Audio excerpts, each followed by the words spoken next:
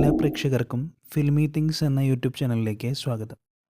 Filmi director Nitish സഹദേവനുമായി Mammootty കൈകോർക്കുന്നുവെന്ന് സൂചനകൾ.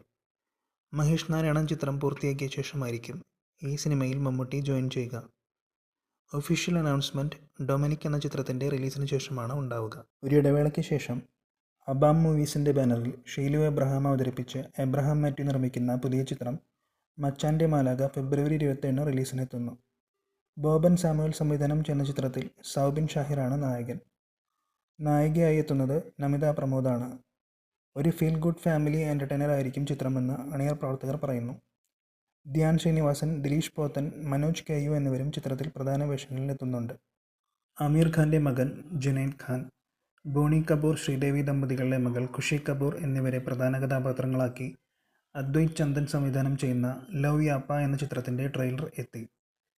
2022 release ചെയ്ത Tamil super hit ചിത്രം ലവ് ടുഡേയുടെ ഹിന്ദി റീമേക്കാണിത്. അശുതോഷ് റാണ, തൻവിക പാർലേക്കർ, ആദിത്യ കുൽശ്രേഷ്ഠ്, നിഖിൽ മേത്ത എന്നിവരാണ് മറ്റഭിനേതാക്കൾ. ഫാൻറ്റം പിക്ചേഴ്സും AGS എൻ്റർടൈൻമെൻറ്റ്സും ചേർന്നാണ് ചിത്രത്തിൻ്റെ നിർമ്മാണം.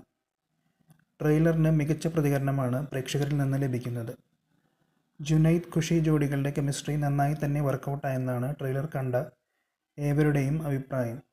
തമിഴിലെ തിരക്കഥ അതേപടി പകർത്തിയിരിക്കുകയാണ്. പ്രദീപ് രംഗനാഥൻ സംവിധാനം ചെയ്ത് നായകനായി എത്തിയ സിനിമയാണ് ലവ് ടുഡേ. മലയാളി നടി ഇവാന നായികയായി എത്തിയ ചിത്രം 100 കോടി ക്ലബിൽ ഇടം പിടിച്ചിരുന്നു. വെറും 5 കോടിയായിരുന്നു സിനിമയുടെ ബഡ്ജറ്റ്.